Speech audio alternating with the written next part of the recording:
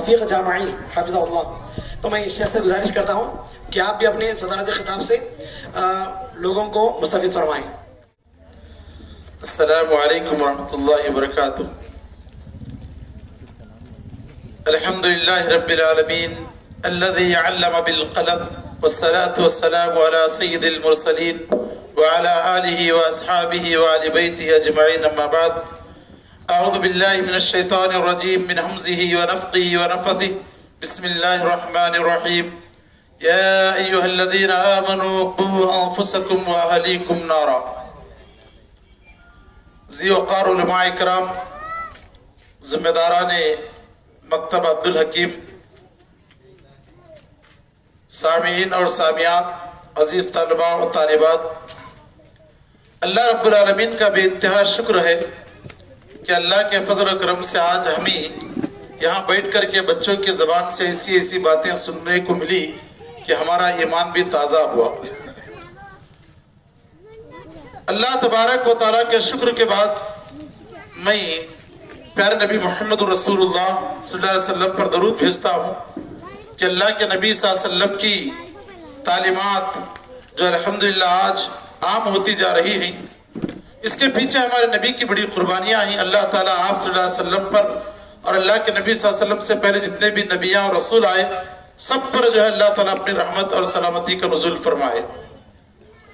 اس کے بعد میں مکتب عبدالحکیم کے صدر مولانا اسلم جامی حفظہ اللہ کا شکر ادا کرتا ہوں کہ آپ نے ہمیں اس قابل سمجھا اور ہمیں دعوت دی۔ تو یہ اللہ تبارک و تعالیٰ کا فضل و کرم ہوا کہ الحمدللہ یہاں پر ہم شریک ہوئے۔ مکتب عبدالحکیم یہ ان کے والد صاحب کی طرف منسوب کیا گیا ہے، یعنی اسلم صاحب کے والد کے انتقال کے بعد ان کے دل میں یہ امنگ آئی، یعنی ان کے دل میں یہ ارمان پیدا ہوئی، یہ جذبہ پیدا ہوا کہ میں میرے والد کے لیے کچھ نہ کچھ کروں۔ یقیناً ہم دیکھتے ہیں کہ بہت سارے فرما بردار اولاد ماں باپ کے انتقال کے بعد کوئی مسجد کے لیے زمین وقف کرتا ہے، کوئی مدرسے کا انتظام کرتا ہے، اور کوئی کسی نہ کسی طرح سے صدقہ جاریہ کے لیے اہتمام کرتا ہے۔ مولانا اسلم جامی حفظہ اللہ نے اپنے والد کے نام سے مکتب کھولا اور آج الحمدللہ یہ مکتب پھیلتا پھولتا ہوا ہم اپنے آنکھوں سے دیکھ رہے ہی۔ ہم دعا کرتے ہیں کہ اللہ تعالیٰ ان کے مقاصد میں انہیں کامیابی عطا فرمائے اور ان کے والد کے لیے صدقہ جاریہ بنائے، اور اس مکتب کو اللہ تبارک و تعالیٰ ایک بہترین بڑے اور جامعہ کی شکل میں اس آگے چل کر کے ایک مدرسہ اللہ تعالیٰ بنانے کی توفیق عطا فرمائے۔ اس کے بعد میں مولانا حبیب اللہ عمری حفظہ اللہ کا بھی شکر ادا کرتا ہوں اور ان کے حق میں دعا کرتا ہوں کہ وہ جو بھی خدمات انجام دے رہے ہیں اللہ تعالیٰ ان کے ان خدمات کو قبول فرمائے۔ بھائیو، وقت کی کثرت ہے، یعنی وقت تیزی کے ساتھ بڑھتا جا رہا ہے۔ میں زیادہ لمبا خطاب کیے بغیر مختصر 3 واقعات آپ کے سامنے رکھنے کی کوشش کروں گا۔ 3 واقعات۔ سب سے پہلے میں آپ کو یہ کہنا چاہتا ہوں،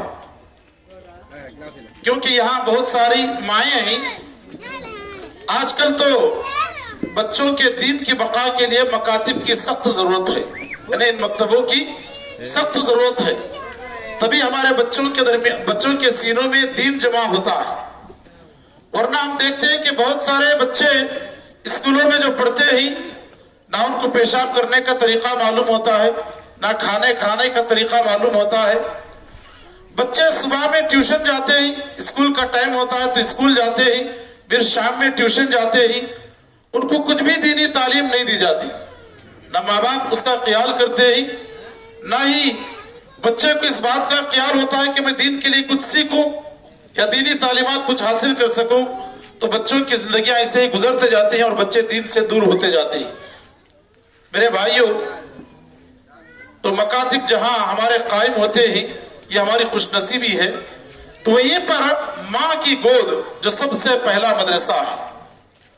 ماں، یہ دیکھنے میں 3 الفاظ کا مجموعہ معلوم ہوتا ہے، ماں یعنی میم الف نون غنہ، ماں، مگر اس کے اندر اللہ تبارک و تعالیٰ نے بہت ساری باتیں جمع کی۔ माँ देखने में 3 अल्फाज हैं, 3 लफ्ज हैं, मगर वही माँ के अंदर अल्लाह ताला मोहब्बत रखा है, ममता रखा है, ईसार और कुर्बानी रखा है। माँ दुआएं करती है तो अल्लाह तबारक व तआला दुआओं को कबूल करने का वादा किया है। माँ अपने बच्चों के लिए गमखार होती है, माँ अपने बच्चों का दुख और दर्द अपने सीने में रखती है। माँ का बाप से, माँ का जो है बच्चों से बड़ा गहरा ताल्लुक होता है। इसलिए हम देखते हैं कि अक्सर व बेशतर बच्चे बाप को बोलने में झिझक महसूस करते हैं तो माँ से वो कहते हैं, माँ से कहते हैं।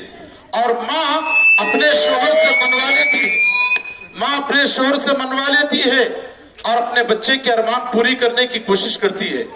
माँ का ताल्लुक बच्चे से इतना गहरा होता है, अगर इस सिलसिले में हम देखेंगे तो अस्हाबुल उखदूद यानी बनी इसराइल का एक वाकया, जिसके अंदर एक माँ अपने बच्चे को लेकर के खड़ी हुई थी।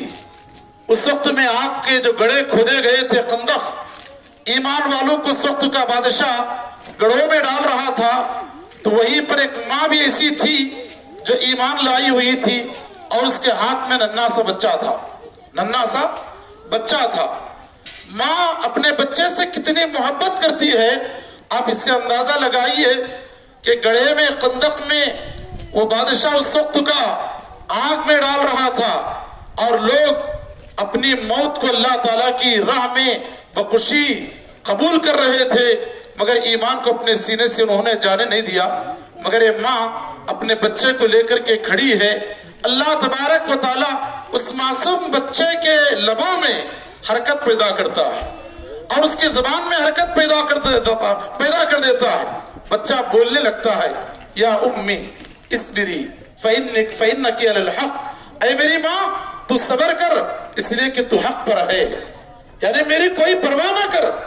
माँ जो है अपने बच्चे